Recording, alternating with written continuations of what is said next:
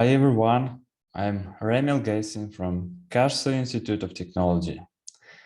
I would like to show you our last results on the structure of beryllium and titanium beryllides after high-dose neutron irradiation. Titanium beryllium will be used as neutron multiplier material in the helium-cooled pebble bed design of demo fusion reactor. The titanium beryllium blocks will provide enough neutrons for lithium ceramics pebbles, which will produce tritium as a fuel for the fusion reaction. Here, titanium beryllides have replaced pure beryllium pebbles for neutron multiplication for many reasons. And one of the most important reasons for this is the much better radiation resistance of titanium beryllium. To confirm this, during high-dose irradiation of beryllium campaign in the high-flux reactor in Petam, the pellets of S-cast beryllium-7 titanium alloy containing, together with titanium beryllium, about 70% of beryllium, were irradiated at high temperatures up to high doses, high dPAs. The main feature that occurs with beryllium during neutron radiation is the production of helium and tritium gases in accordance with these reactions. From a safety point of view, it's very important that neutron multiplier material does not accumulate large amounts of gases, especially tritium, and this I will show you later. Our material consists of 3 phases, 2 titanium beryllium phases and pure beryllium phase, providing us a unique opportunity to study the radiation resistance of these phases simultaneously. After irradiation at the lowest temperature, at 440 degrees, the lamella was lifted out like this, with 3 different phases. An EDX map from the interface confirms the absence of titanium in beryllium phase. At high magnifications, we found small bubbles in beryllium and also higher ion content on dislocation lines.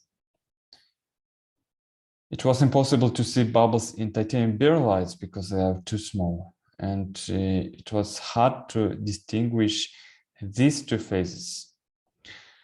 But the titanium beryllium 217 has more defects like twins and stacking faults.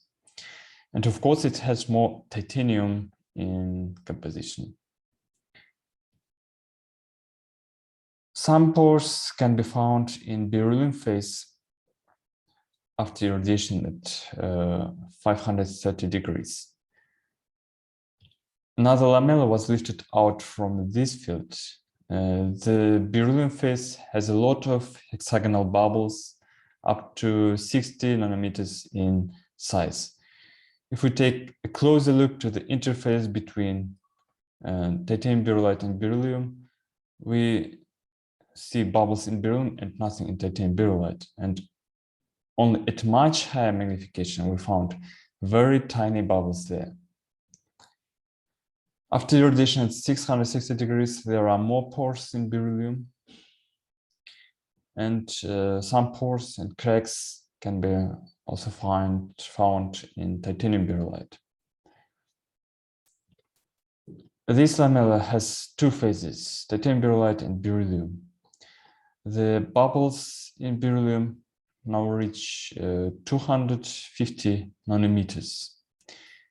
It's again difficult to see bubbles in titanium beryllium, but increasing the magnification more and more, we found rod-shaped tiny bubbles reaching 20 nanometers in size. After irradiation at 770 degrees, after the highest temperature irradiation, the beryllium phase has huge pores here. The lamella is composed of 2 beryllium grains and 3 beryllium grains. which can also be seen on the EDX map.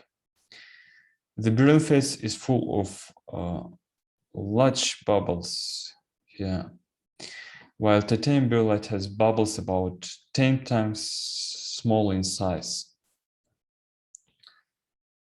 This diagram clearly shows the difference in bubble sizes in the beryllium red and titanium berylide blue.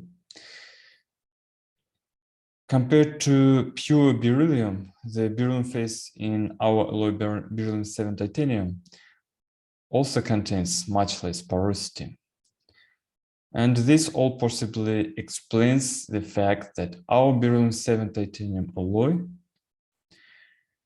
after irradiation, contains a negligible amount of tritium in comparison with pure beryllium. This suggests that if titanium berylide works above 500 degrees, all the produced tritium will be released from titanium berylide. And this ensures safety in case of accidents and facilitates the recycling of neutron multiplier material. These points complete my presentation, and the work was supported by Eurofusion. Thank you for your attention.